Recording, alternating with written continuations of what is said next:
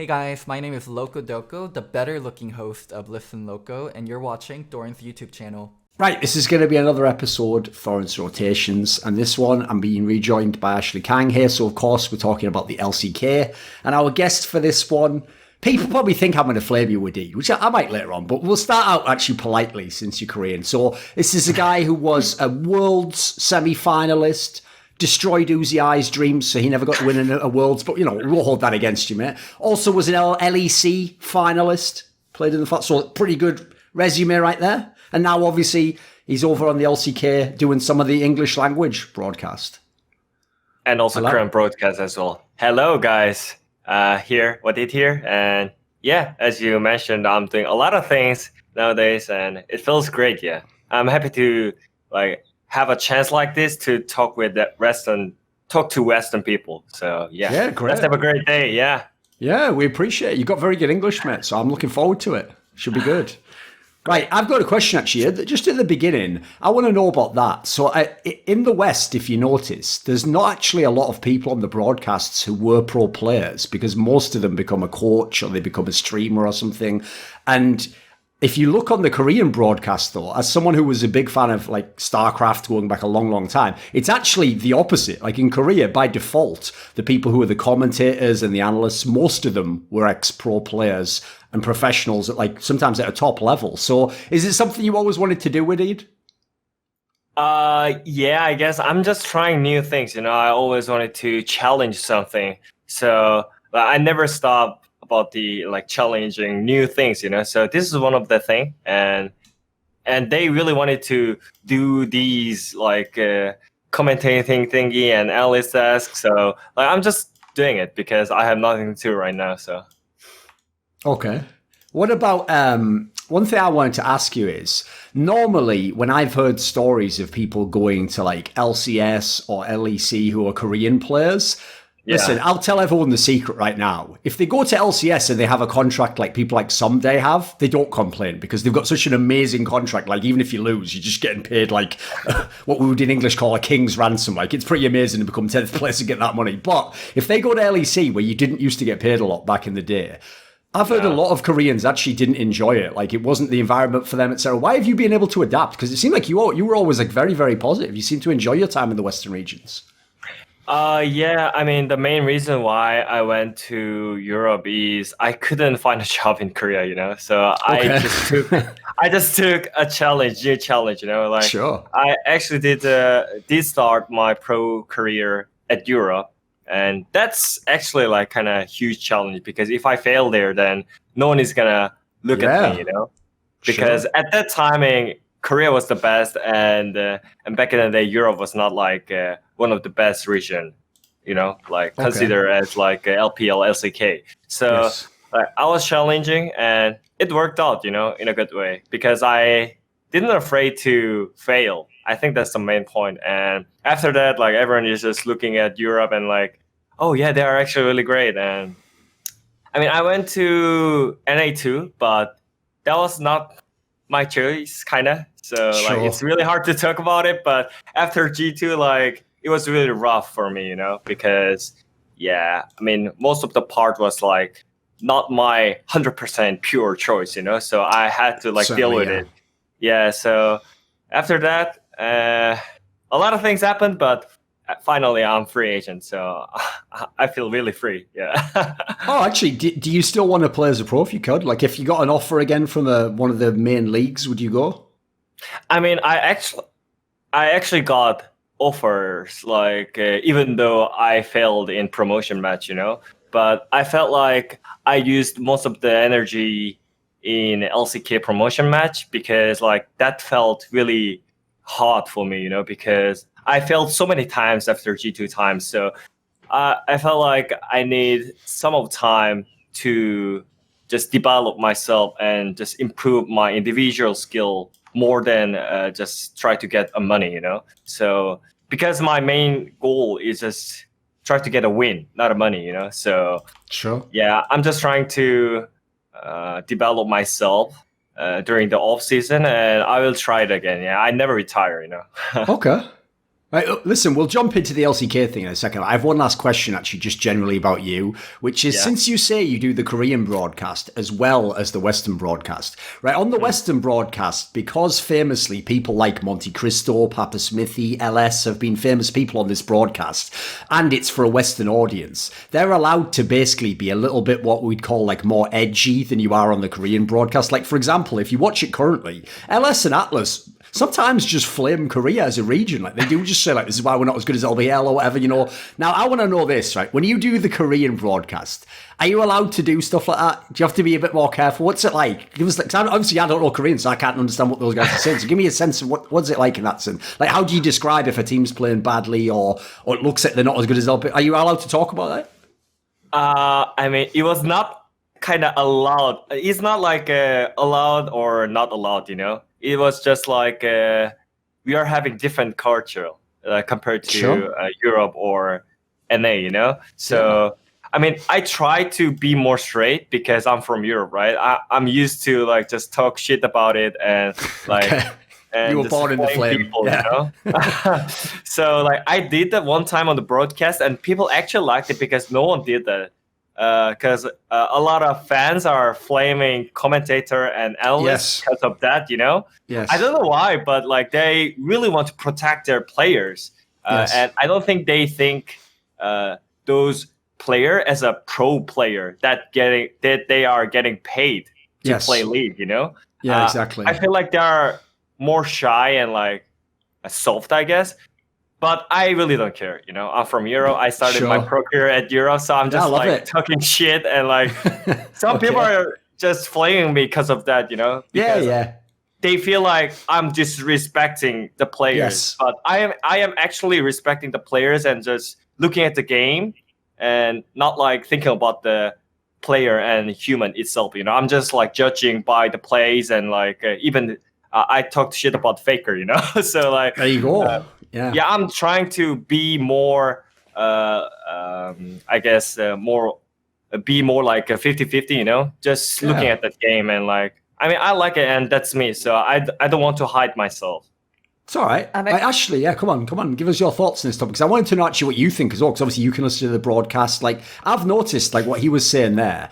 Korean fans will flame completely. Like, famously, even back in the day, I used to get my friend to translate in-game comments during Worlds. And I always used to tell people, dude, they go ham, even on the Koreans if they lose. Like, they're telling them all that crazy shit, like, just swim home and just mad shit like that. So what do you think on this topic? I'm actually really envious of the brand that Wadid has established, because Wadid actually seems to get less flame when is he allowed to flame? To be quite honest. Because I think Wadid has built up this really, really smart brand where, hey, he's going to be honest about everything. So even if Wadid makes a comment, compared to, let's say, Cloud Templar or any other Korean cast of like saying the same thing, people will place that comment on the context of Wadid. So I almost feel like people get a little less offended, and part of it might be that Koreans recognize that Wadid comes from an LEC background. And people, I think Koreans can be more lenient when it comes to like a Western casters, and I think even in the Korean eyes, Wadid sits somewhere in the middle of the English broadcast and the Korean broadcast. I did notice that the Korean commentary is much more protective of the players. Like, I thought about it, part of it may be the culture. Like, you know, Korean culture is of course more polite, you know, they speak around things almost. And also Korean community can be a bit more toxic. I know that's a very generalizing, but on average Korean communities can target players more. So if there are official comments about a player, they can use that as a basis to create negative comments. So maybe that's why Korean commentators are more careful. I don't know. That was one of my theory, but actually, what do you think, Wadid? Yeah, I mean, the thing is, I'm not flaming only, you know. I'm focusing on the plays more than players, you know. Yeah, I agree. So when the good things are happening, then I'm trying to explain why their play was good, you know. But like sometimes there is some plays that they didn't play good, but enemy team entered, you know. So like, but all the time, most of the commentators were just trying to just protect the players. Yeah, I mean that play was just like yeah, that player played good, so yeah, here we go, it's fine. But like I'm like, nah, but they inting. Sure. Because Sure. like I'm just looking at the game and like obviously they're inting. So I mean, I'm thinking multiple times and like, yeah, I mean, because if I say something wrong, then they would get me wrong, you know. So I'm checking, and if that player is 100% inting, then I'm just saying that, you know. So I'm just Sure. being honest, not like Yeah. being like toxic or anything, you know. No, I actually appreciate that. Like, I can really appreciate that. I mean, it's a little bit.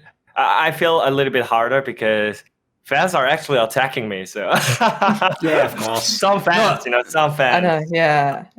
I totally understand what Ashley means, though, because to be fair, it's obviously what I've done with my brand. Like, I have to say something really crazy before people really get that mad, because they just think, oh, it's just Thorin, like he just flames everyone. So it kind of just goes with the territory. I know what you mean in that sense. Whereas the difference is someone like Cloud Templar, he's trying to be like the super professional, like father figure caster who's like cared for the scene. Yeah, it's a different vibe. It's a different reputation. I get it. It makes sense. Right, let's jump into LCK stuff then. Yeah. So, right, Ashley, I'll start with you on this one.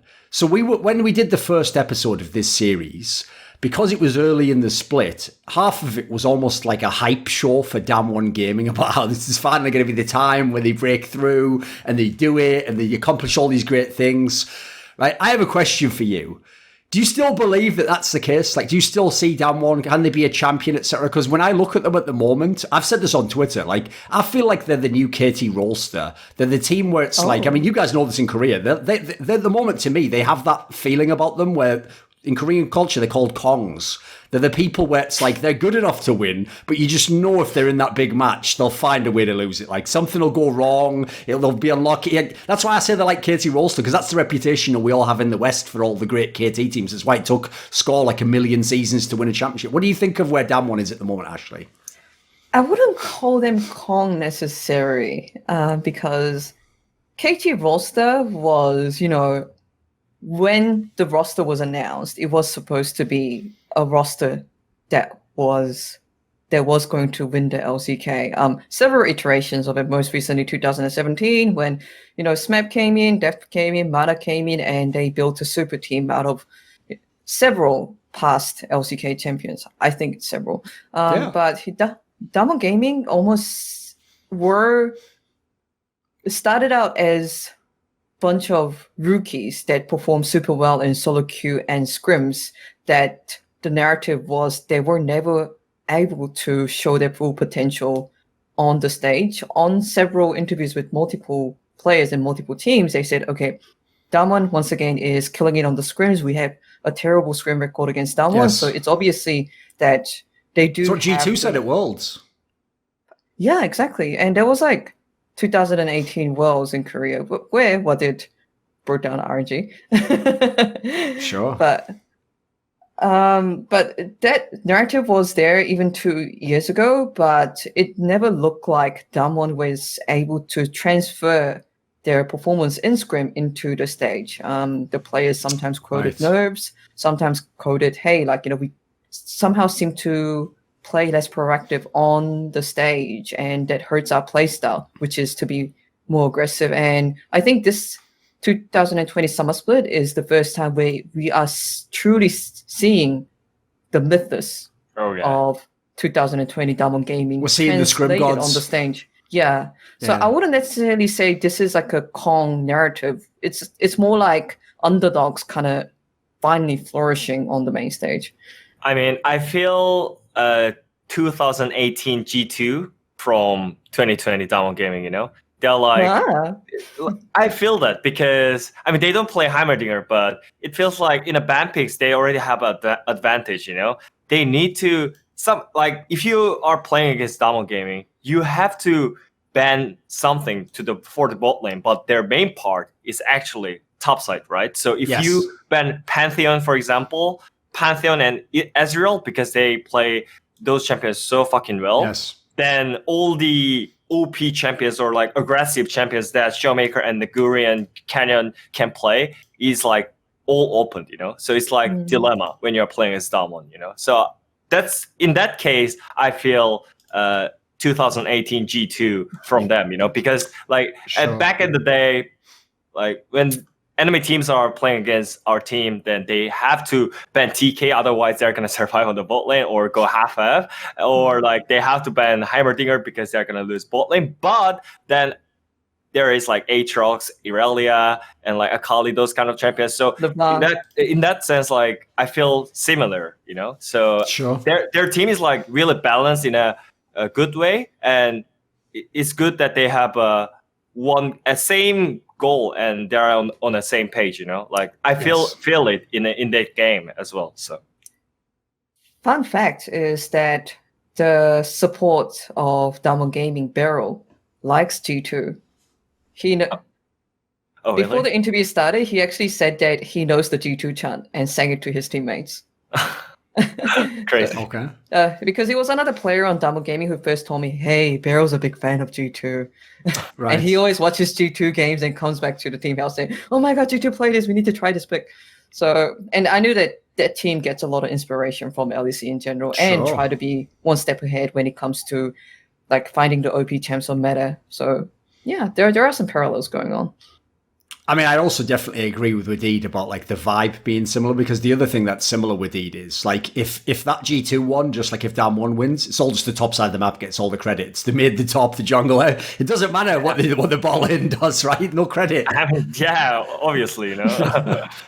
True. But, like, one player I want to ask you about, because listen, people already know everything about Naguri and Showmaker. Like they've been at Worlds, people know they're very highly ranked players, even from solo queue, people know them. But actually, I feel like the player that Western players still don't really understand how good he is Canyon. And to be fair though, it plays into this narrative. Like sometimes when he was on the big stage, like when he was in the Worlds playoffs, he didn't really show it, you know, like but I always tell people like this is a player where like I think he's the X factor, as we call it in the West. Like if he plays at a high level, that's when Dam1 maybe can be a champion. I mean, I think he was kind of rookie player as well. He was not in a big team before when he joined Diamond Gaming, and also like not like he's experienced veteran, you know. So I think he's just like getting a lot of experience and good memories with Diamond Gaming as a team. So I think I just want to spotlight more about team more than a player, and I think he is actually mixing up really well with his top lane, top sides. So I think, yeah, I mean, he's doing great. And I think that is also because of the meta. Most of the solo queue champions are actually active in pro scene. Okay. So. By the way, just as a quick aside, since you were not that long ago playing in the Korean scene and you were playing with Griffin in the promotion match, so did you ever scrim against Dam1? Oh, yeah, I did. Were they scrim gods, like people say? Because everyone says in scrim, supposedly, they don't have any of this pressure and they just wreck everyone. Oh, yeah. I mean, they play literally same as on stage, you know. That's the part. That's the good thing, you know. They actually managed to have same performance at stage as their scrim resort. And we got crushed as well. But when I was in Griffin, scrim was going great. But, yeah, it didn't work out, you know. Okay. Right, one thing we have to talk, like normally I don't go into too deep on the specific matches unless people have a thought about them, but there is one match I want to ask people about because it was the big marquee match of last week. It was DRX versus Dam1 Gaming, and this was supposed to be a match that if things go well could be the LCK final. This is the game where all the people who don't watch LCK were supposed to tune in and see, right, LCK's back, boys. Like, they can win Worlds, this is going to be amazing, and I have to tell you, if that was the aim of this match, it failed completely. Like, this match was what we in the West call a clown fiesta. Like, I can't believe the way these games went. Like, if I was the team that won, I wouldn't feel good. And if I was the team that lost, I'd feel really bad. So, Ashley, what do you think about this? What were your thoughts? What was the vibe for this match? Because I was thinking it was going to be a really awesome game. I actually enjoyed it until the very last 1 minute of the game or something, when Nuguri decided to throw himself on Camille, even though he was doing great on Camille. He's doing awesome, yeah. Like, and it's quite sad because the two times that Double Gaming has lost in the split, which was once against Gen.G earlier in the split and this time against DRX, it was both from Nuguri getting decently fed and then overextending when it comes to skirmishing. Like for the Gen.G match, it was with Kale, and this time it was with Camille. I almost feel like Nuguri sometimes feels like he has to prove himself on the stage when other players on the team are just getting a lot of spotlight. I don't know, I'm just guessing, but I still think Nuguri is a great player. I really liked the match, and it was just Damo Gaming showing that they have such mechanical prowess in all of the lanes, and we all knew that Nuguri is great and Canyon is great and Showmaker is like godlike on the mid lane. But I also really impressed by Ghost's performance, especially on the second game when he was on Ash, where he was going toe to toe or even outperforming the likes of Deft and Chobi. So it told me that this team is have very, very solid individual players, but I almost felt like Damo Gaming became just a bit too confident because they were winning all their matches on 2-0 until it came to DRX. So Damo Gaming looked like they haven't have their execution polished when it comes to playing against a team that has a similar caliber to them. That was my overall impression. And in the end, it came down to how polished the execution was, which in DRX was a bit better. They were a bit more decisive when it came to, hey, let's back, let's try for objective next time, let's decide to push mid. That kind of macro decisions. What do you think, Wadid? I mean, I think DRX choose to play really defensive compared to their matches before they played in earlier in the split, because like they picked for late game, and they were like just picking it for the like early game and just try to smash in lane, but like they picked something like Aphelios and then they tried to farm it up, and that felt me a little bit weird, and it felt like DRX is taking it more serious. And for Damon Gaming, I think they're just limit testing, to be honest. Like obviously after, like for example, there was a Drake fight and they got the Drake and there is no reason to fight it out, but I felt like they're just trying a lot of things also in a play as well, because that is just a match during the just regular season, It's not the championship, sure. Yeah, so like they still have a lot of chance, and I think it's great to have a limit test when they are actually higher in the place, and it's kind of confirmed that they are gonna be in a playoffs, So I mean, I didn't see like that match in a really bad way. I really enjoyed it, but like still, there is so many worries towards Damon Gaming, like Naguri inting and like not organized rotation. But yeah, I mean, that's the strong part of the Damon game. They do not afraid to fail, and that's my motto in my life as well. So I mean, I really liked it. So I'm just like looking forward their games, because like they're gonna improve their mistakes. I didn't felt like DRX played good, so they won. It's more like Double Gaming didn't like organized nicely, so they failed. So that makes it really like positive things towards Double Gaming, in my opinion. Let me put both of you to the test then, because listen, me and Ashley once had a bet even about who'd make playoffs. So I'll ask you this. It's all well and good saying like they can improve, they're good, they're showing what they show in scrims, but the way their record is right now, they should be in the final of LCK this split. Like that would be the expectation. If they don't, in theory, they haven't done as well. They'll have done worse in the second half, or they'll have failed in the playoffs again. So let me put it to you. I want both of you to tell me, will Damwon be in the LCK final this split? You first or me first? Oh no, whoever wants to, you go. I mean, I think they will be in the finals, unless there is randomly like crowds and they're playing surrounded by crowds, because that actually changes the atmosphere of the game. But this time around, I think Down Game is feeling more comfortable because they are feeling like they're just playing in their gaming house, and in Lowell Park, actually, it feels like that because no one is there except camera crews and commentators, So, yeah, I mean, I really like the way how they are aggressive.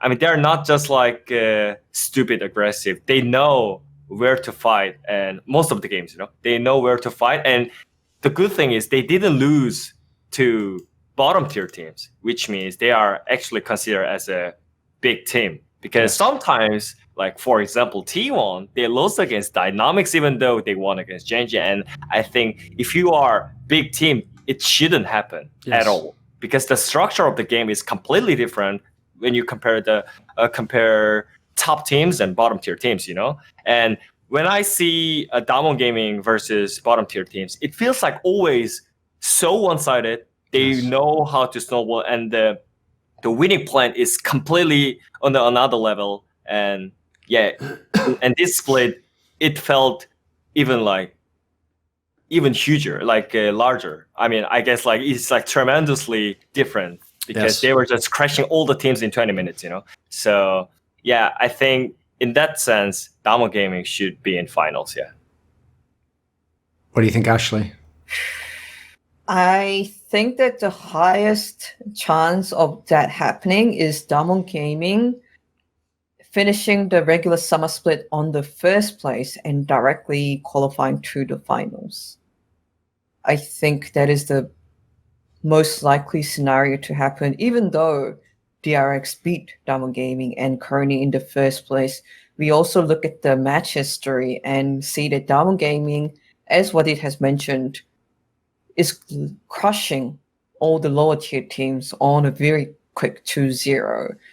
DRX looked a bit more shaky even against the lower tier teams. So if I just look at the second round, I actually feel like Damwon Gaming has slightly more chance of being ahead of DRX. And given the match records now, yeah, I think that Damwon Gaming would finish the regular split first place, which means that they progress directly to the finals. Can they win the finals is a different question. Sure.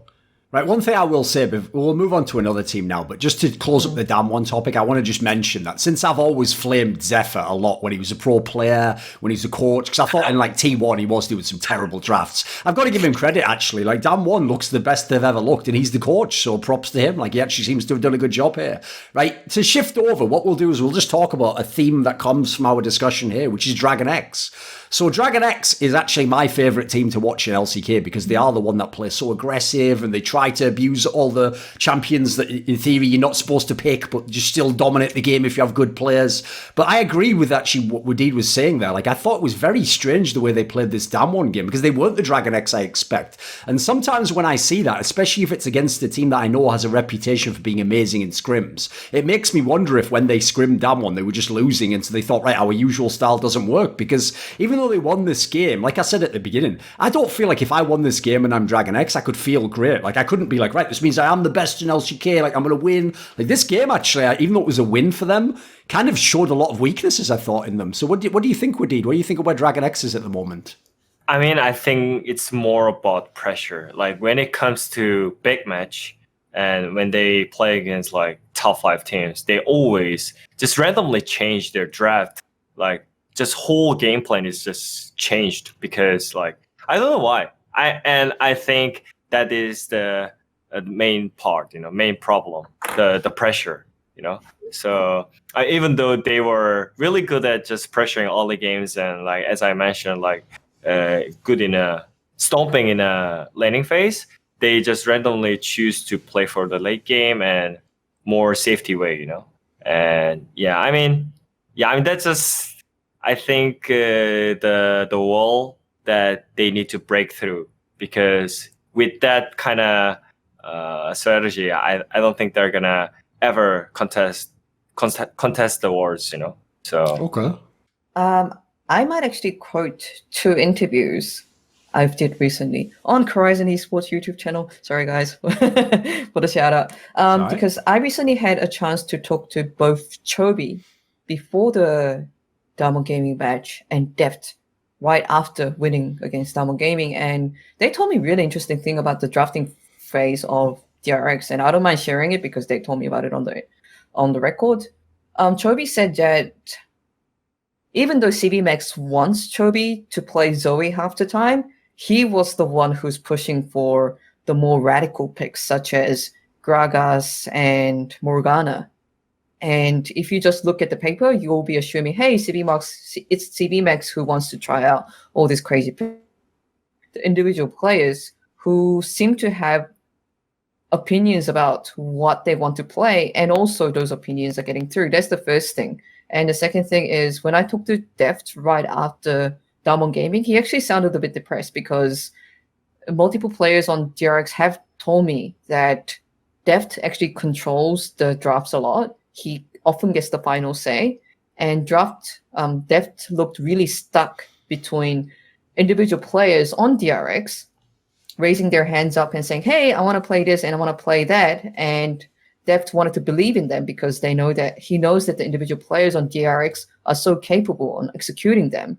But he felt like because of taking in those individual opinions, skills. the drafts actually fell apart during Diamond Gaming. He actually said, hey, on the first game, the composition we drafted, we never tried it before. It looks like Diamond Gaming needs to sort out their drafting phase, and it does look like the individual players are getting a lot of say in the draft, like in what they're drafting. So I would say it's almost less about nerves and more about them trying to balance out between, hey, this is the safe thing to play in the meta versus Chobi raising his hand up and saying, hey, I'm really good at Akali, and Carrier's going, hey, like, I think I can play Pike into it. And so how do you organize all their, the voices together when you have 5 great players on the team?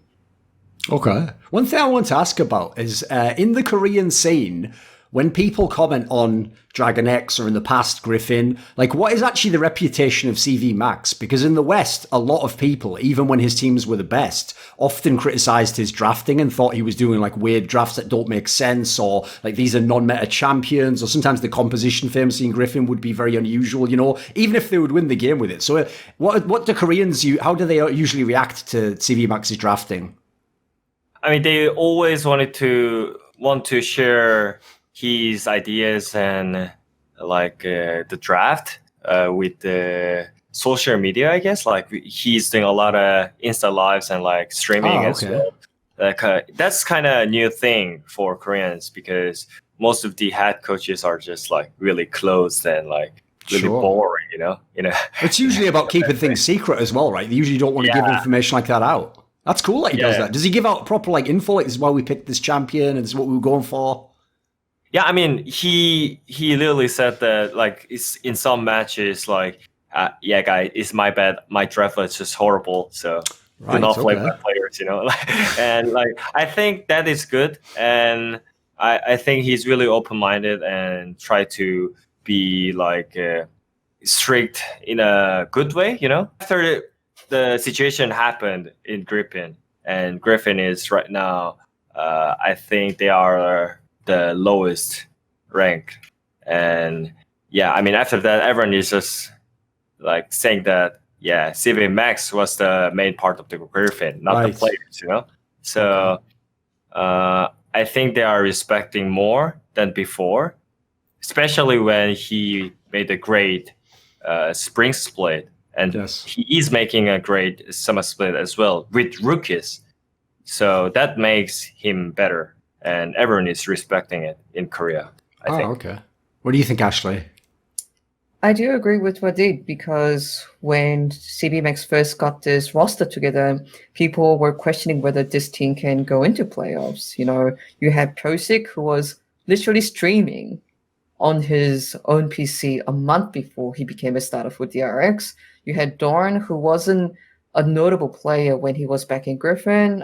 Kyria haven't played on the stage before, so people were wondering what CBMX was going to do with this team because only Chobi and Deft were proven in this roster. I think CBMX has a very specific coaching style that he almost acts like an older brother to the team rather than being like a super serious like head coach in a suit, and seems to, from what we observe at least, take the feedbacks and like opinions from his players a bit more, and that seems to have worked out really well with the current DRX roster. So I think he does have a different approach, a bit newer approach to coaching compared to what we have seen in the LCK so far. And to be honest, to see that difference and to see CBMX perform well is a positive change. I'll say that tentatively, but yeah. Sure. What do you think, just because we won't spend too much time on this team, but I want to get your thoughts on it. Obviously, the really big upset was this Dynamics win over T1. Because, I mean, even it almost sounds like a meme, like the Faker of HOTS beat actual Faker in League of Legends. That sounds like some sort of dream that the guy from HOTS was having. Like, doesn't feel like that could be real, but it actually happened. So if you look at the team in general, even though people always are going to think this is a bad team because they don't know some of the players or they're old players like Kuzan, who never really made it to the top, this season, they've won a lot of games compared to what their reputation would be. I mean, they also beat KT Rolster earlier. Like, what do you think of what the Team Dynamics squad would need? Can you give us some insight? I feel like in that team, no one has ego, you know? That makes the game really easy. Because sometimes, like, there is a lot of players has ego because they are pro players, you know? But I feel like they are wanting to be more like a team, more than like getting spotlight as a player. So I think that's because of the older veteran players who actually had the failure moment, you know, like Kuzan and Guger and Reach also, you know. Sure. So I think that makes that team stronger, but they are still not that experienced, even though they played a lot of games, you know. They didn't like made a lot of BO5s or like international tournaments. So there is a lot of way to go, but I think they are still doing great. Having a confidence to just play against big teams, you know, it's not normal that they are actually having huge confidence towards top 5 teams, you know. So I think they are going great, but not yet, you know. It's a bit earlier to talk about that team is considering as a top 5 in LCK. Yes, of course. I still think that they need a lot of experience. And one thing I worry about that team is like they have not like actual carries from the carry positions, you know, like mid and AD carry. Because top lane can be a carry, but I don't think Reach can be like 2018 the Shy, you know. So yeah, exactly. I feel like their mid and AD carry should be more confident, especially for AD carry. I didn't feel like Duckdown was like performing super great compared to like Hybrid in a spring split. You know, he shined so much. So I want to see it more from actual carry position that like from Dynamics. Duckdown, yeah. I think that this upset match, Dynamics versus T1, was notable in 2 ways.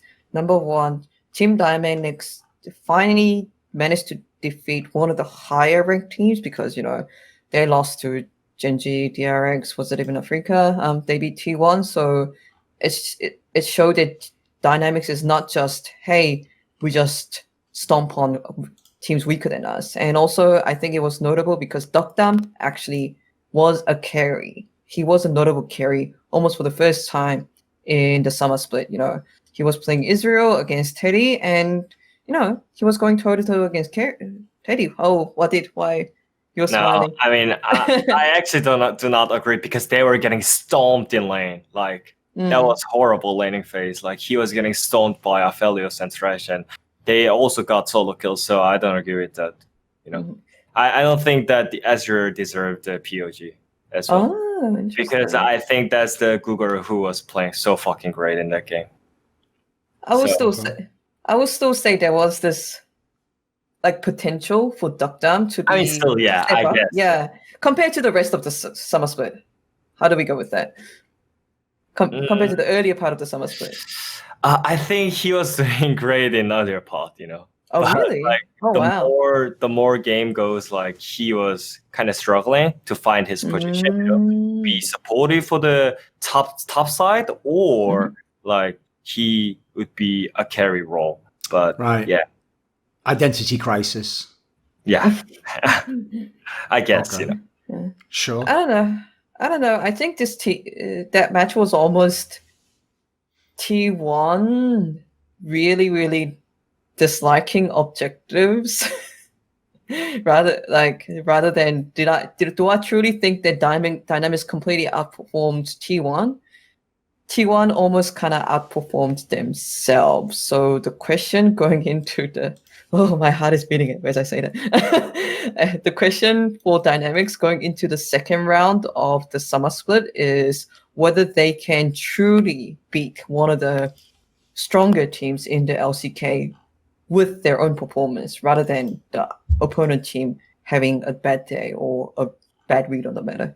I mean, especially when we talk about that match, I think T1 weaknesses is like getting more like even deeper, you know? Like I think main problem is their draft because of mid lane, especially when I remember about when they played against Diamond Gaming. I think the draft was similar idea that Diamond Gaming prepared, that you just main focus ban on mid lane, you know? And then when normal champions, that it actually appears a lot in pro scene, actually got banned, and after that he chose to pick Nico kind of champion, which is not a mainstream, you know.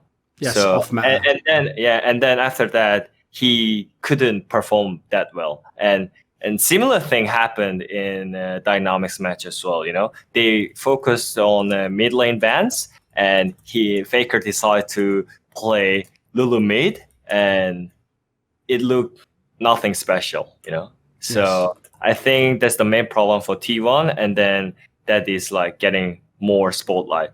So yeah, I think Rich actually went on and said in the interview that, you know, Faker, they target banned Faker's Azir and Twisted Fate because they thought that it was like the winning formula of T1. And when your team's winning formula is bannable with just 2 ban cards, you do have issue, because I think T1 has a very, very specific idea on what a top laner does and what a mid laner does and what a bot lane does. And that makes a drafting phase a bit more rigid. I mean, yes, they could try to do the whole, hey, I'm going to go as a support Lulu and Ardent Censor Aphelios Teddy into the late game. But for me, it did look like they weren't completely used to playing that type of game plan. So yeah, I would agree with Wadid's statement. Yeah, I just looked up the stats now, actually. Of the 12 games that T1 has won in this split, 9 of them he was playing Azir or Twisted Fate. So basically, most of the time, they're right. If you take him off those champions, they haven't won the game usually. I want to ask about that, actually, Wadid, because one of the things that I find interesting is in some of the games, like the one Ashley was just talking about there, where they basically gave Teddy all the resources, sometimes they win like that, and Teddy looks good. Like, he's looked good the whole split. I thought he was the best player on T1. But at the moment in LCK, it reminds me a little bit of LEC. If you don't have one of the absolute best mids, you're going to have a very hard time winning the championship. Like, it's very hard to just, like for example, it's the reason why I don't really believe in any of the teams that Fly players in to be a champion. Just because, listen, he's an all right player. He can be a pro, but he's never going to be the MVP of the split, you know. Like, so what do you think of this? Like, you pointed out as a whole, is this like if Faker plays like this, can T1 still be the best? I think in that game specifically, I think they just choose the wrong strategy, because I mean that kind of like team composition was working out like 2 weeks ago, you know. Sure. Like this Aphelios one man show, but like right now it changed actually. They every team wants to pick for early game, and everyone wants to get the lane prior.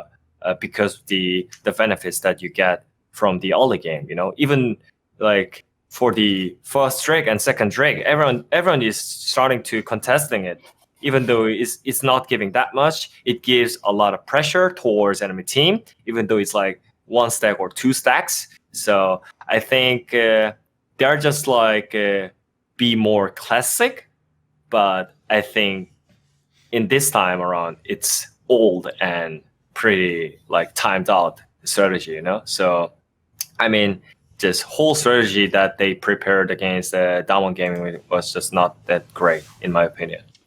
Okay. Actually, since T1, like if people don't know for Western audiences here, one of the interesting things about the Korean scene is because people tend to be fans of players as opposed to like their player sometimes. Like, for example, it means that if you're like a legendary player, like I'm thinking back in the day when people like Mad Life were still playing, like those players still were sometimes some of the most popular players. Like they were voted into All-Star games years after they were at the top of the scene because they were just so popular from when they were the winners, when they were the champions, right? I'm assuming Faker and T1 generally have a similar following in Korea. People still expect them every split to win and always to be the best and stuff. So as a result, I'm guessing people's standards are very high. So what do people at the moment think of this T1 in this split? Because in some of the games before this last week, they were looking like they could be the best team. They were looking like they were very clean. They were winning a lot. They 2-0 on a lot of people. Is the perception in Korea that they can be the best team, that they should be the best team still? I mean, in the most recent finals, they were the best team in LCK. You know, only a few months ago, they beat Gen.G at the finals on a very, very decisive 3-0, and they haven't changed the roster that much other than playing the jungler Elim a bit more. Elim is supposed to be a bit more aggressive and more skirmish-oriented than Cuz, and we may have seen like an inkling of that in a few of the games, but I think a lot of fans, both of the LCK fans and T1 fans, were a little bit disappointed. I say a little bit, are quite disappointed about T1's performance in the Dynamics game because it wasn't just the fact that Dynamics beat T1. T1 wasn't playing around objective. They were too passive and they didn't know how to execute their win conditions. So this T1 does look like a weaker version of the same team that won the Spring Split finals, but because also T1 has traditionally been such a slow starter when it came to splits, like 2019 Summer Split, they were in the 9th place at one point, and then still climbed up all the way into the playoffs. And because Faker and T1 has such a good track record when it comes to the playoffs, I think people haven't just completely suddenly lost hopes on T1 becoming the best team, but yeah, there is a disappointment, but it hasn't made too much dent on people's view on, hey, T1's suddenly going to turn up in finals. Yeah, I want to ask you about that, Wadid, because I have the same problem, I have to say. It's kind of like G2 in Europe. Like, even if some of these splits, they lose games early, in the back of your mind, you think, who cares? In the playoffs, they'll beat, Mad Lions. You just feel like you know that how the story ends. It's like a movie that you've seen before. Do you have a similar feeling for T1? Because I'll admit fully, right? When she says there, for example, last year when they were like 1-5 or something in the summer split, and definitely in the past years when they were falling off, I was always the person on shows where I would just be like, right, they're done now. That's the end of T1. Forget them. It's the new era. It's Griffin's time. Or I've got all those Griffin finals wrong. Don't worry. I said they were going to win them all. So what is your thoughts, Wadid? Like, is T1 going to get? Do you still believe they're going to turn it around? Yeah, I mean, they are a weird team, Even though I talked a lot of bad things about T1, I still think T1 is like for sure finals contender because they are the team who made it, And I think their main part is still Faker, and for that there is good assistant Teddy, So yes. I think that makes even stronger, and I really think it depends on Faker's performance. If T1 wants to play good and just want to win some more games, So I think when Faker is performing great on stage, I think T1 is gonna rise up again, and we don't know when it will be because Faker is always random. So who knows? It's just so hard to talk about it because it's always Faker. Just randomly after a horrible week, he changed something and just solo killing everyone next week. So yes. I think that's the main part of the T1, and I'm not sure if it's the problem or they're just enjoying it, or they're just making this great storyline for their YouTube content. But I don't know, Sure. No, I totally get it. Like, that characterization makes a lot of sense as well. It reminds me of Bjergsen in LCS, where if they ever have a 0-2 week and he looks really bad, the next week, they're going to win 2-0, and then everyone's going to be like, Bjergsen's back. I always knew he was this good. No problems, guys. Like, you just delete the last week from your memory. Yeah. Pretend it didn't happen. I think they're just doing it for YouTube content. Oh my god. Okay. Like to make a great story. Yeah, make it exciting. Exactly. Yeah. Guys, we struggled, but yeah, we fixed our problems, and finally the king is back. Apparently. Yeah, it's like a K-drama. You've got to have what we call the cliffhanger ending to an episode. You know, we're like, oh, is that the end? Is she going to leave him? Did he die? What happened? And then next episode, everything's fine again. I mean, that's why a lot of fans really like to see T1 games, you know? Because we always don't know what they're going to do. So Yeah. Like, that's a thing, like, because people talk about the Elite Four in the LCK. T1, Diamond Gaming, DRX, and Gen.G. And other than T1, the other three teams have such a bad best of 5 record against T1. You know, Gen.G famously going 3-0 on last split finals. DRX, their performance in BO5s in general have been questioned before. Diamond Gaming dropped out of the playoffs by the hands of T1. So whoever makes it to the finals, even if it's like Diamond Gaming or DRX progressing directly to the finals and T1 completely climbing up all the way from the wildcards, the moment T1 is in the playoffs, you know, you must be scared. They have the psychological edge, yeah. Exactly. And Faker just seems to perform better when it comes to playoffs. Like, that it has been such a constant. Yeah, go on. I mean, to be fair, like, it's a famous thing when you've played a very long time in your career. It's why you actually notice it's very rare that someone 5, 6, 7 years into their careers at their peak. Because actually, one thing I've found when you do interviews with them is a lot of players, it's like sportsmen. They learn the concept of how to peak at the most important moment. So obviously the playoffs, obviously Worlds. And so what some of them do is, it's not like they're trying to lose the game, but if it's a game that's just in the regular split and it doesn't decide, like, it's not life or death, that you can lose this game and it's still okay. It's like they just don't put like 100% practice into that game, or they don't do everything. They don't play it like it was game 5 of the World Championship. They just play it like it's just a game. And then the idea is, I mean, I saw this a lot in Europe with people like Soaz and Expeke. What they do is they think like, the regular season's about just testing things out, just get to the playoffs. And then once I'm in the playoffs, that's my real season, because I'm in the playoffs every split. So what I'm about is winning the championship. So I'm guessing Faker probably has a similar mentality. He's played for so long. Yeah, and I think, Diamond Game is winning with the test most of the games, and T1 is losing with test most of the games, you know? Yes. I think that's the difference, and that's why I think their games are going to be really insane when it comes to like playoffs and finals, for example, you know? Mm-hmm. Right, let's talk about Gen.G then, because they're obviously the big team that we haven't discussed at all yet. Right, this is one area where people in the West won't know this, because most times I ever mention Cloud Templar since he became an analyst and a commentator.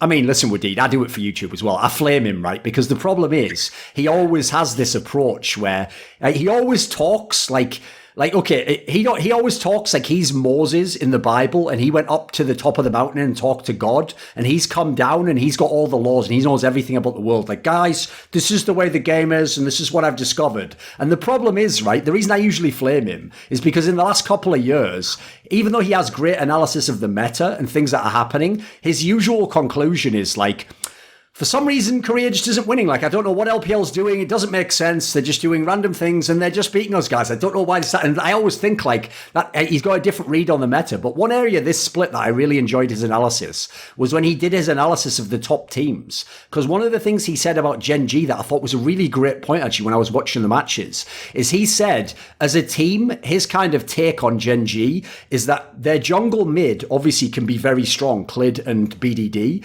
So every team that they are the better 2v2 mid jungle than, you will probably see them beat. But every team that has players who match them or who can beat them at those positions, that's when they're in trouble. And I have to say, when I've looked this split, I think he's nailed it. Like, that looks almost exactly what it's been like to me, because when those players on the enemy team outperform, I feel like that's when Gen.G doesn't look like this team that's going to win the championship. What do you think of the Gen.G squad at the moment?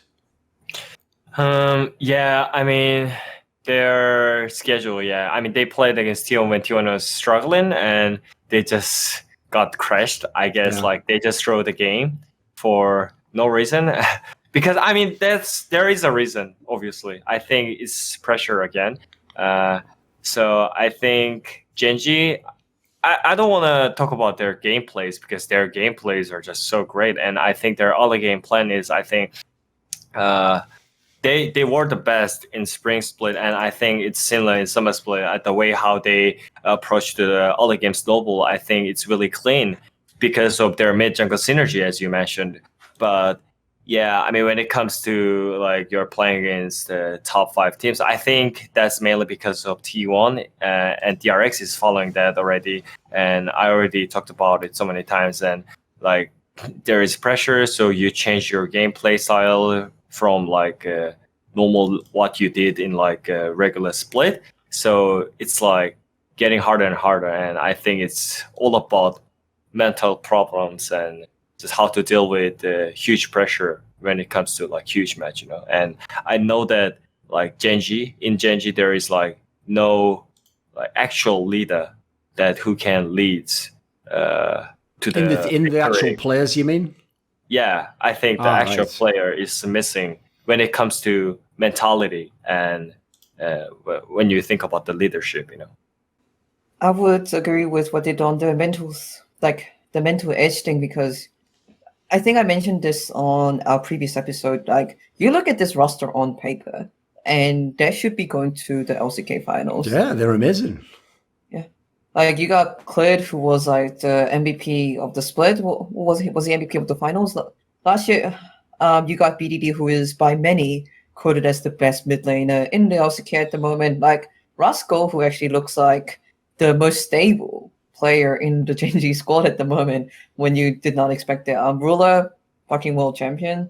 And in multiple interviews, multiple players from different teams have said that Gen.G looks much more aggressive and very, very dominant on the scrim. And Gen.G players said on multiple occasions that they want to translate that aggression more into the stage, that they want to fight as soon as they see the enemy champions on the screen.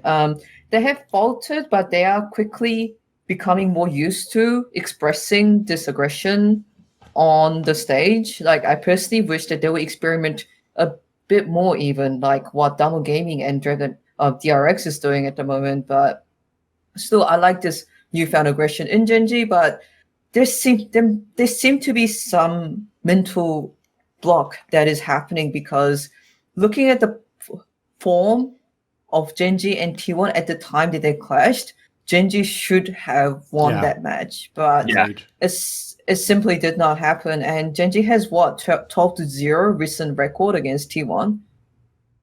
Like, that head-to-head record is amazing. So yeah, how do you deal with that? I mean, in my opinion, I talked about leader, right? And I think the leader should be Ruler, who is actually rolling the game from the bottom lane. Sure. Because like, nice pun. yeah, I mean, I think when Ruler is ahead and like stable, at least stable in lane, it feels like Gen.G is more like organized and it's just being in control, you know. But when their bot lane is struggling from laning phase, then the game is just randomly falling down, and everyone is getting cut, and no one knows what to do. So I think that's the main reason why their Ashe is really strong at this point. And I don't think his Ashe lost a single game. So like I think Ashe is making laning phase really a lot easier. So, and Ashe is one of the champions who can control from the early game, right? So that shows that when Ruler is doing great in laning phase, Gen.G is completely like strong team, you know. So I think Ruler should step up more for his team. And this time around, Rascal is also playing really great. So I think if Ruler performs better than that, I'm pretty sure Gen.G can be like really like more stronger than even before. Sure. If I may ask a question which has been plaguing my mind quite some time, as a player who had played in the Korean scene, like, how big is the idea of a main shot caller in the team? Because I asked players about, hey, do you guys have a main shot caller? And always the answer is, oh yeah, everyone talks to each other, but you talk about having a specific leader in a team. So how true is the idea of having a main shot caller in a team, and how important is it to have one? I mean, the reason why everyone is saying that everyone is talking a lot is it is true that everyone have to give information from their lanes and like their status from the laning phase, right? But I think when it comes to like objective control and when it comes to like let's fight here or no, is mainly from like one or two players. I mean, I think it's from the one player because everyone is giving the information. Yeah, we have this advantage, and like this advantage, we have this vision control, and I think we can fight. And there is always a person who decides to, okay, let's go here, you know, then we fight here. So I think in that part, Ruler is one of the player that we consider as a veteran and who can actually deal with the pressure. So that's why I talked about it. The leader, should be Ruler because he can deal with that pressure, you know. But I don't think other players are ready to deal with it. So.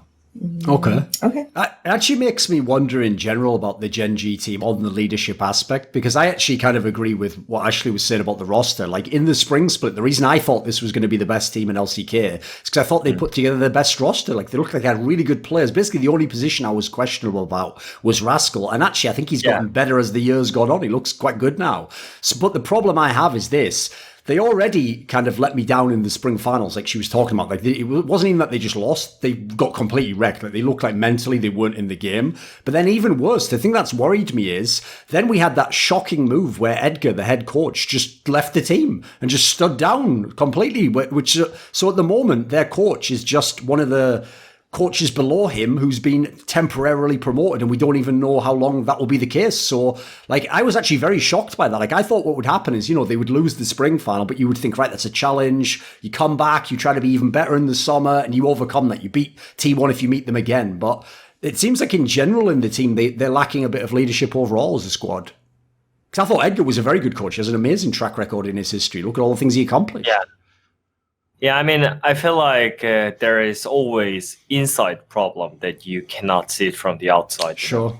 So that's really hard to talk about it. And as an analyst, that's why I was talking about the leader, you know? Like, yeah, we don't know about the inside problem. Right. So from outside, I think there is missing the yes, leader. We're speculating, exactly, yeah. We don't claim we know, we're trying to guess what the issue is, what's stopping them being the best.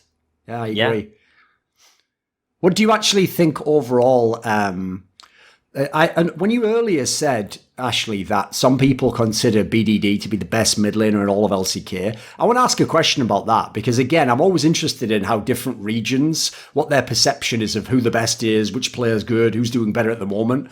Because in the West, basically, Faker's name is just so big that anyone who doesn't watch LCK, they still think because T1 wins every split that he's the best mid laner. But I often tell people that hasn't been the opinion of most people I know who watch LCK for a long time now. Now it's usually more like, wow, it's so impressive that Faker, even when he's not the best, can adapt and still win or find a way to support someone, or even come and just play like a style where he doesn't have to be the main carry. That's it's kind of like people are impressed with the transition. So for me, I want to know this. Among like the fans, and we're not talking just fanboys of one team, just general fans of LCK, if we pick the four big mids, which is Faker from his name, BDD because he's been the MVP, Showmaker because of how skilled he is, and then obviously Chovy because, again, a really skilled solo queue player at the top. Like, what is the perception among fans? Like, who do they think is the best of these? Do they have is there a consensus? I think it's really up to the debate, actually. Like, but just looking at the overall LCK fans, I've often seen Faker get placed slightly below the other three mid laners that you had mentioned, simply because, you know, all of those three players we talked about, you know, Chovy, BDD, Showmaker, they have great champion pools, know how to pull a CS lead ahead, especially Chovy. Oh my god, his CS. Sure. Like they know how to skirmish, they know how to play aggressive. like they have slightly different styles, but all of them are very, very exceptional mid laners. And yeah, being very honest, like when an average LCK fan would rate the mid laners, they will place Faker slightly below the other top mid laners, even though there can be some debate about who's the best mid laner right now. Yeah, I mean, especially this split, I think there is obvious top one, which is Showmaker. And I really think everyone is thinking that, and no one is going to disagree that, because Showmaker is just doing really great. And yeah, I think so, because I talked a lot with analysts and commentators, and there is just huge gap between top one, and there is like Chovy, Faker, and PDD, you know, because like Showmaker is just doing so fucking great compared to other players, you know. Like there is some details that you might can't see it, but like I think most people are just thinking that Showmaker is just top one, and maybe they can talk different about like top 2, 3, 4, but I really think there is top one. I'll give you my perspective on it, because that kind of aligns with what I think personally, which is, right, I don't even count Faker in this discussion, because as I say, to me, he's just not, of the 4, I can immediately eliminate him. I mean, as we just said, he's playing 2 champions. In his team, actually, I think the best player is Teddy. Like, there's a lot of reasons, I think, as to why, like, Faker can win the championship. That's his reward. He doesn't get to be the best player now, because he's not showing me it with what we call the eye test, like what I see. But if I rank the other 3, here's what's interesting to me. Even though BDD's been in these teams that have been in the finals, he's been an MVP, I actually think from when I've watched his career, a lot of his career success is how good his jungler is. If he has an amazing aggressive jungler, that's when he wins the MVP. When I see him on the teams where he didn't have a good jungler, he just was he's just a good player. He wasn't like best player in the league. He wasn't like hard carry. Like he wasn't doing like when Teddy was on Jin where he still hard carry the team to wins. He would just lose the game. It was actually quite underwhelming. So when I come to the 2 new players, and the reason why I think these 2, Chovy and Showmaker, deserve to be the ones who are contending for the top title, is they're not going off any legacy. They're not going off a championship 3 years ago. They're going off what they've done this year and last year and what they do every day in solo queue. So to me, the interesting part, and I think this is probably why actually Ashley was confused that so many people think Showmaker's the better player, is Chovy has a really high reputation with people like LS who love laning. If they just think of League of Legends like mid lane was 5 years ago, where if I get a 20 CS lead, I won the game, right? That's like a whole kill's worth. That's like the problem with that is in the modern day, especially, and this might be an LCK problem, where so much of League of Legends isn't the laning phase in the CS. It's like what you do around the objectives, and it's how you win skirmishes, like 3v3s when someone invades mid and you kill them in a 1v2 or something. Like that's kind of what makes people impressed now. So the problem is, if you just wanted to, if this was like a 1v1 game and we're just trying to win the lane by CS, Chovy's probably the best in the world. He looks amazing at that. But Showmaker is the guy where if he goes off in a game, the way he impacts the map, I think it's amazing. Like he does look to me like, I won't say the best because I personally think Knight from Top Esports is the best, but he looks like the best Korean mid laner. That's obvious. That's obvious. No. You know, I'm not hating on him. Yeah, that's really obvious.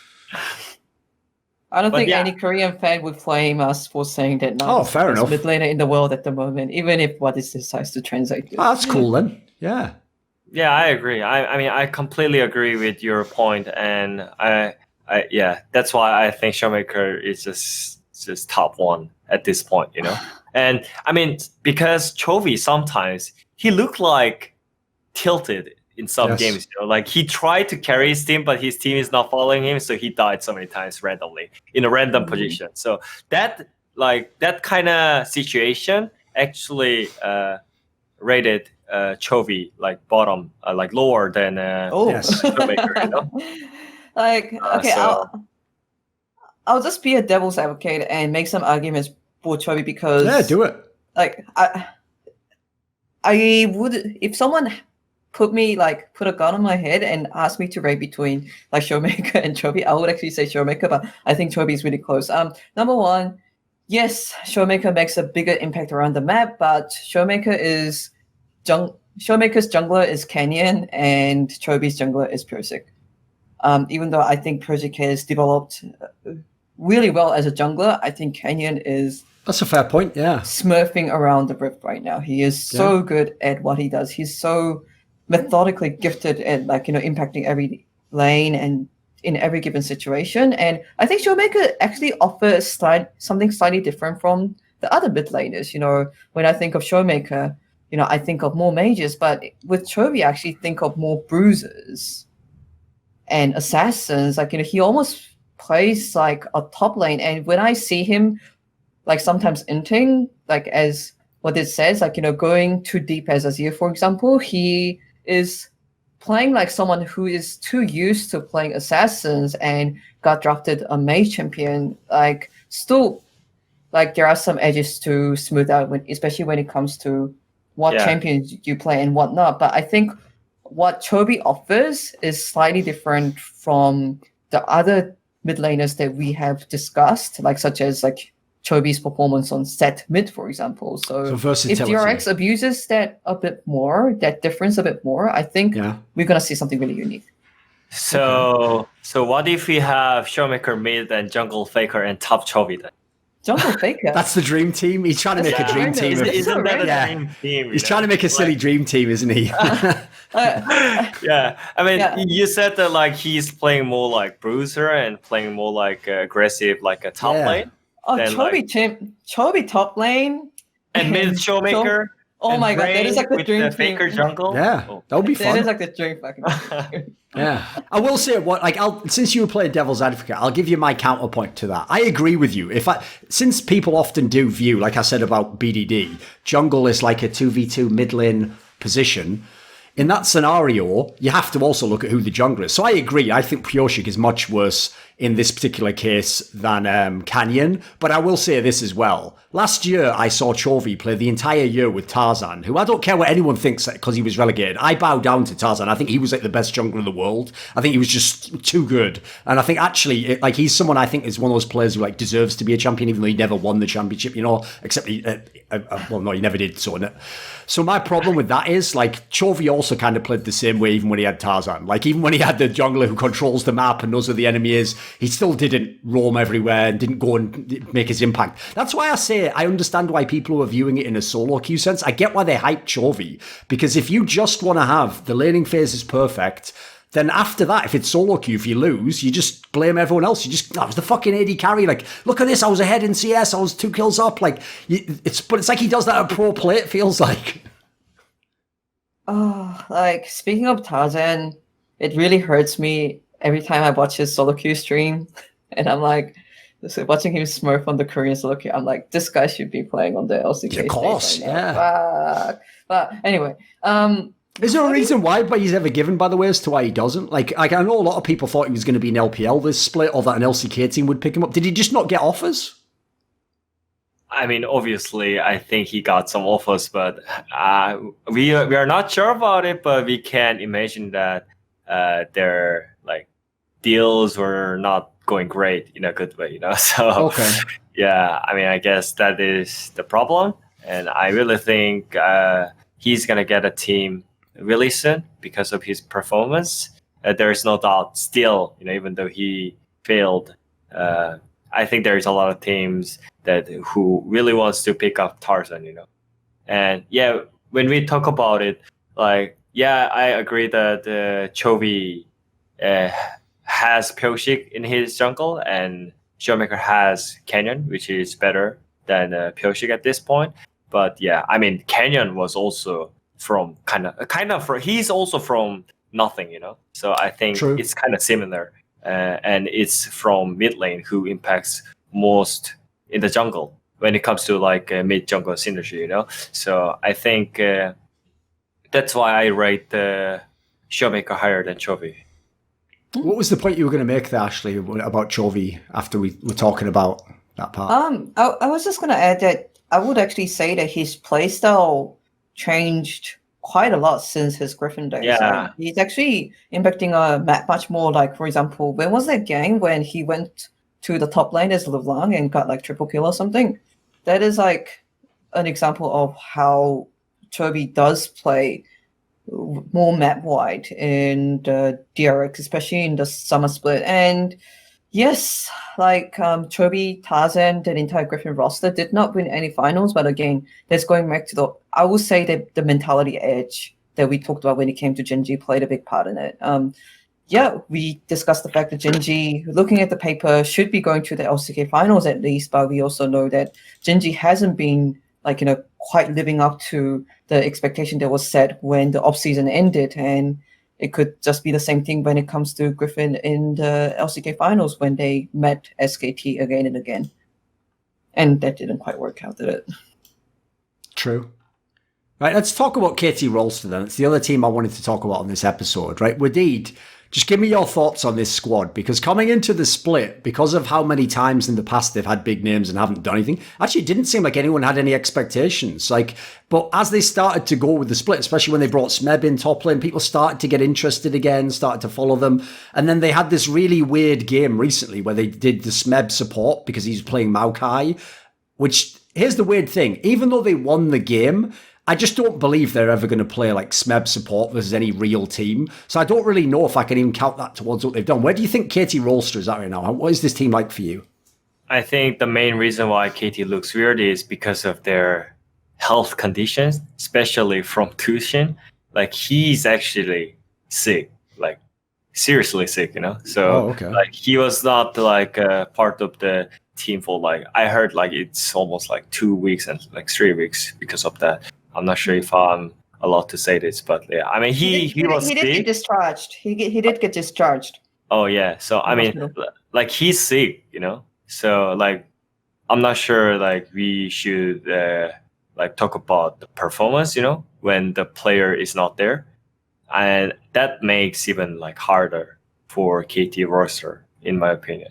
If we have the full strength roster, though, what do you think of them? I mean, I think they could improve a bit better, because when they played against Africa Freaks, I talked about their ban picks is really horrible and terrible and trash at the same time. But yeah, I mean, I asked about it to KT head coach, and it happened because of Tushin's condition, and there is so many inside problems, So I think they just need to fix it. And on paper, it looks great, their members and their players, but yeah, because of that inside problems, it's not working out. And when we think about the performance, I think Smeb had a lot of expectations, but I think his performance is not popping off that well on stage. So I think that's the main problem as well. Yeah. It's so hilarious that this KT went to beat the undefeated DRX on playing Smeb on support. And then proceeded to win, lose against Sandbox Gaming on the match right after that. I don't think, personally, I don't have any insider information on this, so I'm speculating. I don't think they're going to try the Smeb support strategy if Tushin comes back in full health condition, because, yeah, Smeb played spam Maokai all the time. He did fumble the lane phase a bit, but he looks super good on team fights. However, that is such a counterable strategy to put your support on Maokai all the time, the support that you know that is going to be weaker on the vision game and in the laning phase. So when Tushin comes back, I think we're going to see Tushin on the support and probably Smeb on the top lane, and Kuro, who seem to have a better synergy with Smeb compared to Sohan and Yukao. So Kuro on the mid lane, perhaps.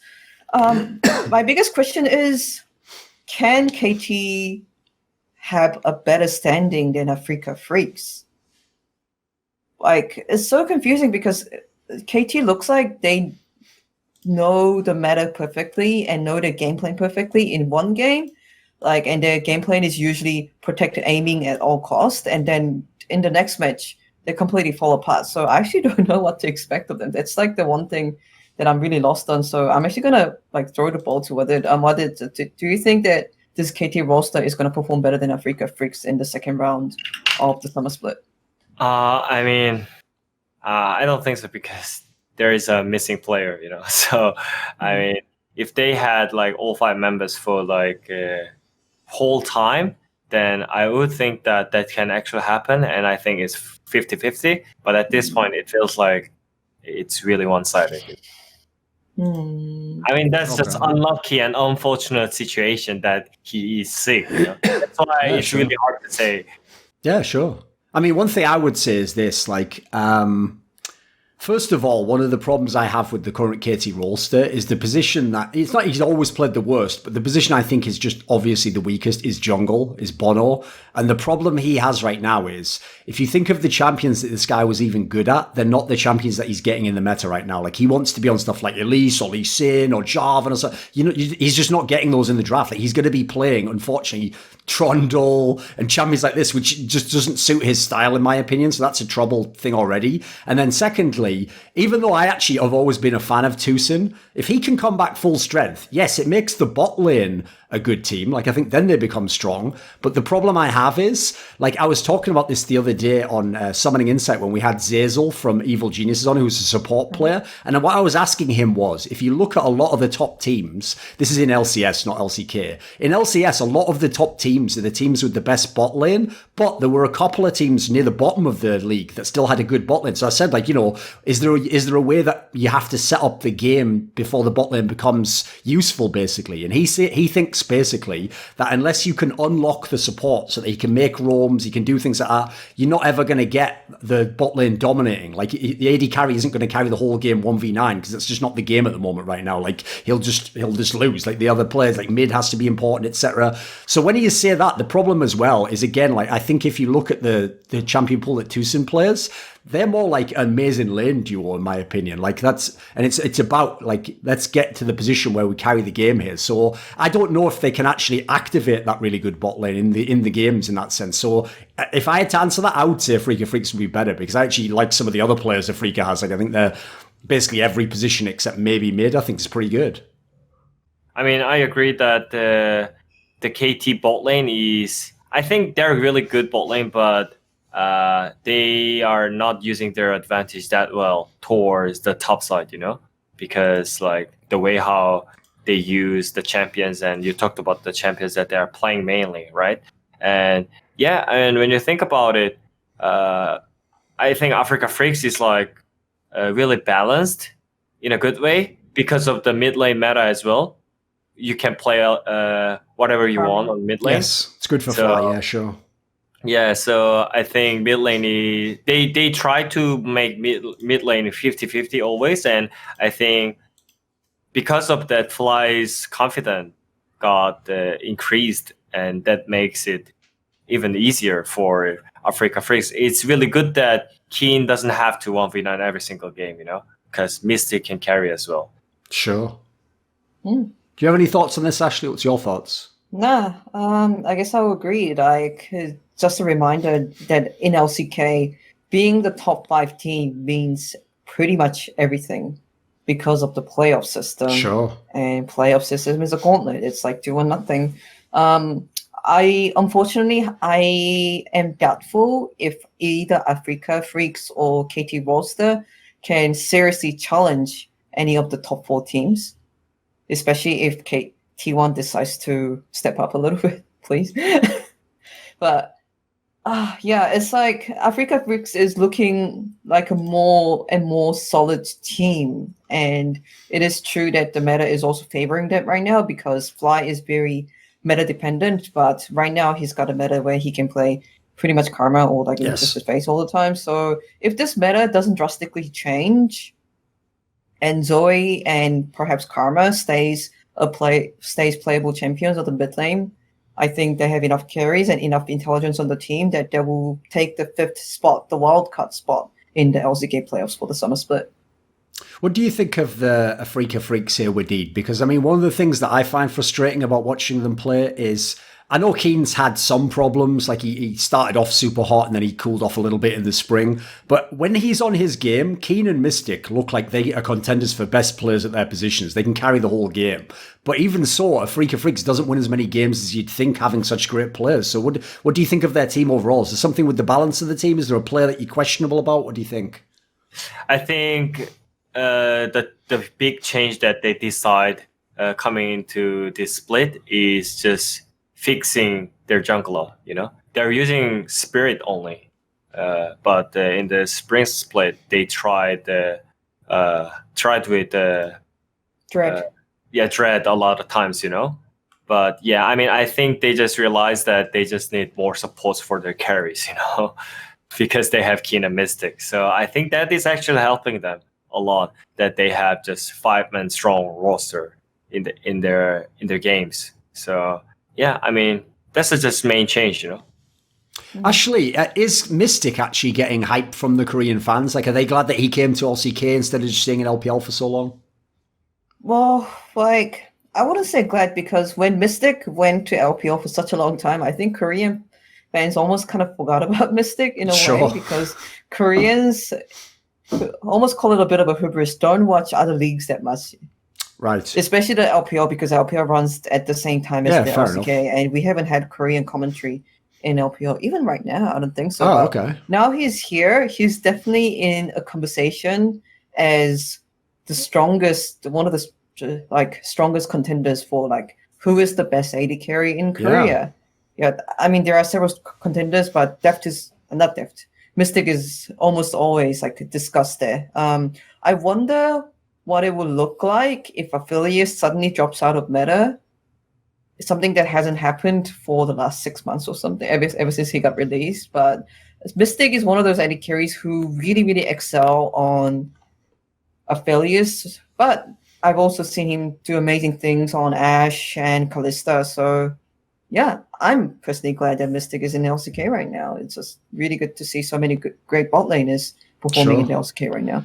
Oh, by the way, I definitely agree. This is a great meta for him right now. Like even if he doesn't play Aphelios, like Ezreal's one of his classic champions. Ashe is in the pool again. Like it's like the meta's perfectly come into line for all the stuff he's strong on. But you're a bot laner, Wadid. What do you think of Mystic? I mean, I think his carry potential is not weak compared to Deft and Rula and Teddy. Yeah, I mean that's the strong point. You know, sometimes you have bad games, but his carry potential is still there. So I think that makes him even better. And I think, the point that he decided to play with Ben, which is he's focusing more on laning phase, is such a good change that he made, because Africa Freaks always made a lot of mistakes in laning phase, especially from the bot lane. That's why he was dying so many times and he had bad KDA in Spring Split, but it changed. He's not dying that much. He didn't die for 3 games when it started. So I think stable laning phase is helping him a lot, and I think that's also from Ben, who is support for African Freaks. And to be fair, they've obviously played together a long time, and they used to be together in WE, etc. So it's an interesting synergy to import in that sense. Can I ask a random question to Wadid? Do it. Like, when people try to rate the best support in LCK, pretty much 9 out of 10 people would say carrier. And when it comes to top, it's often Nuguri and sometimes Rascal or even Kana that gets mentioned. But when it comes to AD carries, everyone seems to be torn. So as a support, as an analyst, I wonder what it thinks. Who's the best AD carry in the LCK right now? That's you have to pick one. You have to pick one, though. You can't just say they're all good. Yeah. For me, I mean, it's it's really preference, I think, because all 5 players is having a different colors, right? And when it comes to this, then I pick the player that I really want to play with them, because I am support player and I'm still willing to play. So I mean, I always wanted to try with that because he played with Mata. That's the main part, you know, because he had the best support in the world. So maybe I can learn a lot from him as well. And I think especially his laning phase, how to snowball the CS difference is great. So I guess at this point it's Deft. I would say the best AD carry in LCK. By the way, this is just a random question, Ashley, but do you know if Mystic actually speaks Chinese? I asked him. He says not really. Because that's one reason why I have always had him actually probably rated higher than other people, even when he was in LPL, is if you can play AD carry in the region of AD carries as well, and you can hard carry games where you can't even talk to some of your teammates, that is amazing to me. That is actually amazing. But that's the same thing about Death, right? You know, he was Sure. playing in LPL for some time and he was crushing Uzi. Sure. I know that's been a bit a while ago, but that actually happened.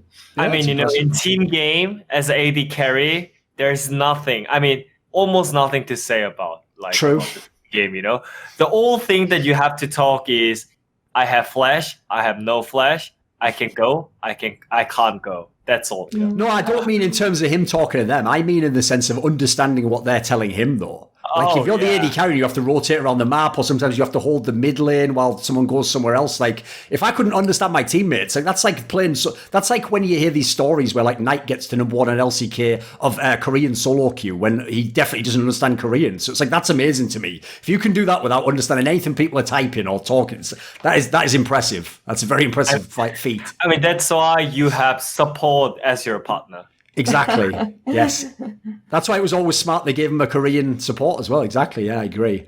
Right. I have one last question for you, which is, right, a topic that people often know I'm not a fan of is the way they decide the MVP in Korea, which is just based on how many player of the game awards you get. And so, as you see for this split, just like every other split where his team's the top team, it feels like BDD was born to win that style of record because every time his team wins, he looks the best and therefore he wins the player of the game. But I have often thought, like in the West, the way we do MVP is people just vote for who they thought was the best. It's opinion based. So as a result, you don't even have to give it to the person whose team's in first place. If you think the person, like in case of Showmaker, if Damwon finishes second, some people probably think Showmaker was the MVP. So in this scale, the way the Westerners view it, Wadid, who would you pick as your MVP so far? Who's been the player who at the moment you thought was the most important in LCK for this split?